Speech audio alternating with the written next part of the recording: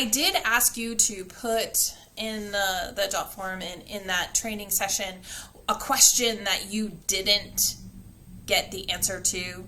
I do want to say that if you were looking for someone to say, hey, he did it, she did it, I did it, that is not typically something you're going to get at the first visit anyway. And to a certain extent, does it matter? Yes, and does it matter? No. Our job is not to investigate a criminal case or anything like that, or find out who done it. But if there is a situation that we need to be protective of the child, a lot of times what we would do here is make certain recommendations. It may come out, we'll talk about more about this and different possibilities. I'm trying not to give you answers that we'll talk about in the interactive session, but I want you to be thinking, if this is all the information that you have, what I've gone over, and what you've learned on that video of that parental interview or visit, what are some recommendations that you would make? And I want to talk about recommendations and bases, because we talked about this last time when we were talking about the court report and how things are done. So you're making the recommendation that the court do something, that they order something, that the judge makes sure something happens. So you could make a recommendation, and how you do that is court reports are always written in the third person, and there are no pronouns. Excuse me, no pronouns. So you would literally refer to yourself, CASA advocate recommends that, da da da da da. CASA advocate recommends that the child, da da da da. So we're going to go over that in the interactive session. So just some recommendations. If you're not wording it perfectly, we'll go over that. Don't panic.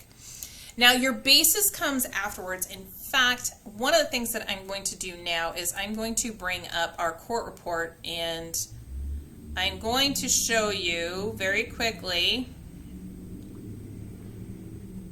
See? CASA advocate and base. There's your recommendation first and your basis. Now I'm very going to quickly come out of that because that is a sample court report for this case that we will go over, and I don't want you to steal all those ideas and be like, oh, I didn't have to think. Lisa did it for me. Let's not do that. This is a really good practice for you, so I want you to be able to do that. The basis is the reasons, and remember, you don't need a whole paragraph. It's like 1 or 2 sentences for each reason, but you put them all together in that same basis. This is why you think the court should order this. This is why it's in the child's best interest or the family's best interest, etc. And so I want you to have at least 2 recommendations. I'd say no more than 3. I mean, if you really feel passionately, I'm not going to tell you you cannot make up more recommendations, but we will have somewhat limited time. I would like for you to consider keeping it to 2. If you had to go to 3, that's fine, but 2 or 3 recommendations that you would want the judge to make in this case. Now again, that's something that your court is going to order, and there's all sorts of recommendations that can be made, and I do want to take a second and go over some of them right now. Okay, I have another paper up on the board now, and this is something that if you're interested in, I can send out, but your recommendations, I don't like to do that because I don't like you to think that you can only make these recommendations, but CASA advocate recommends that the child remain in DCF custody, or child advocate recommends that the children remain in their current placement. That means you don't want the placement to change. You can make recommendations based on placement, recommend assessments, mental health evaluations. There's so much here. CASA advocate recommends that the children remain in current placement.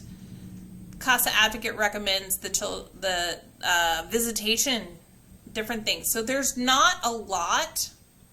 Different therapies have been included in here so that you can be aware of some different therapies. However, what I will tell you is I go to court on basically, if not at least once a week, if not more, I would say probably more than once a week.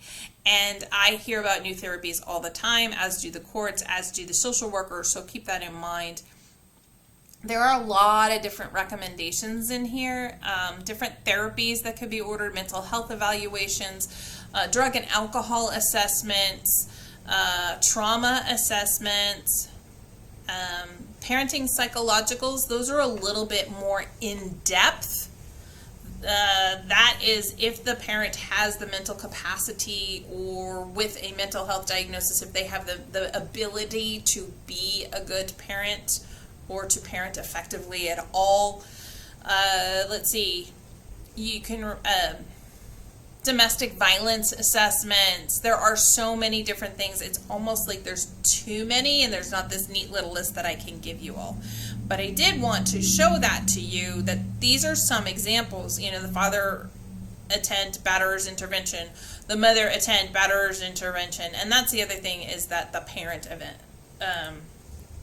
can do certain things like that. So I want you to be aware that these kinds of things are out there. So that's what I mean by the recommendations, and then the basis is why. What are the reasons why I think that the court should do this or should order that?